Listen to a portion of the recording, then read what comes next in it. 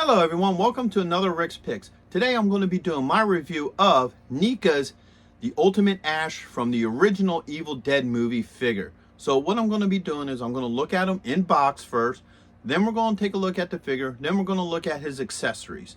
So if you do like this video, do me a favor, hit that like button, and without any further ado, let's take a look at him.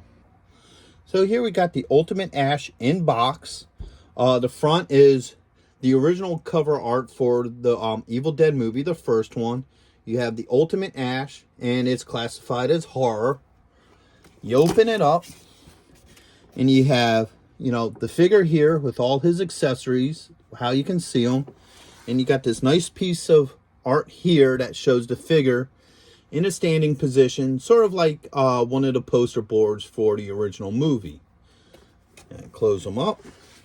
Take a look over here. You have the Evil Dead logo, picture of the figure, and the 40th anniversary logo and the NECA.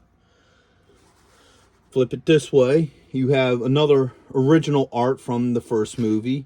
You have, a quick description of the movie, a few different poses of the figure, and a little bit of your legal here at the bottom. Spin it around this way. You have a nice picture of the figure again.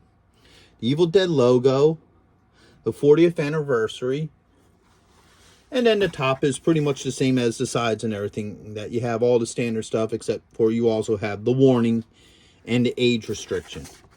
Now you bring it to the bottom, you have your legal and your SKU and what have you. So, with that being said, let's take a look at this figure. Alright, so here he is out of box. Now, one of the neat things about this figure is this is one of the rare chances that you actually get to see a younger version of Ash. Most figures are from either the Evil Dead 2, which was filmed a lot later than the first one, or from, any of the later franchises. So you always get an older Ash. So this is one of those rare cases where you actually get a really nice young Ash. So let's give him the rotation.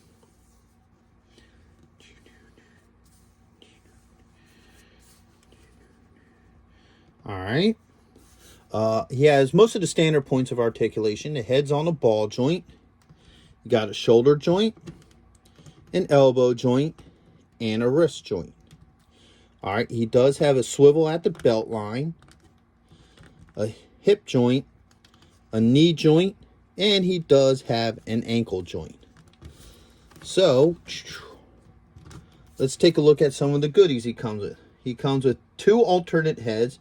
So he has this one here where he's looking around. If you notice, the eyes are shift to one side.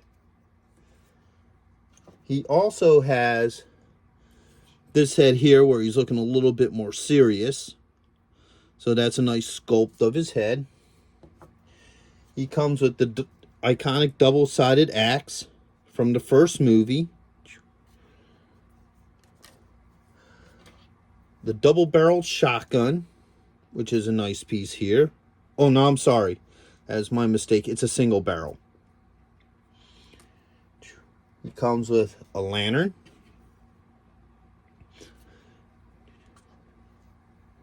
He comes with the video recorder, which is how the demons were released. He played this recorder and it said a spell and everything was released and all hell broke loose.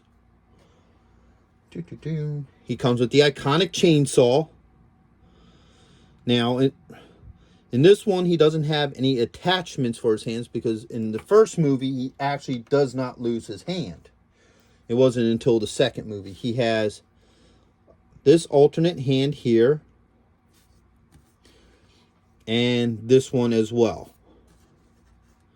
All right. So let's see how well some of this stuff works. First, let's try changing his head. We'll pop this head off. There we go. Let's go with a little bit more serious head. Let's see how well this pops on. All right. That popped on really well, went in really easy. So there we go there. Now this is his shotgun hand. So let's grab the shotgun. Let's see how well this shotgun works into there. Oops.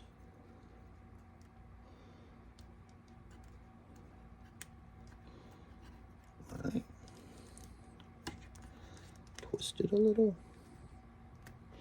All right, and get that finger in. Okay, so now shotgun fits in really well in there. This looks like a hand for the axe, so let's see how well the axe fits in here. All right, his fingers are a little bit pliable, so they move out of the way nicely. So now you can get both the shotgun and the axe in his hands. Now here's the neat thing about this. With any of his other figures, his shotgun hand is this side. And that's because of the factor that, you know, with his injury in the later renditions when he had to cut his hand off, he had to start using the shotgun here because he would have the chainsaw there. So it's neat to actually have him with, you know, the shotgun in the right hand. So let's see how well some of these other hands fit on here. Let's pull this off. All right, that hand went in pretty good. No problems there. See how well the axe fits in this, because it looks like that's what these hands were designed for. All right, the axe fits in there well. See how well the light fits. All right, the light fits in there pretty well as. So you can have him in that kind of state to where he's holding the lantern up, which is pretty nice. And you could probably do it the same thing as well in this hand. Yeah. So now you can have him holding that.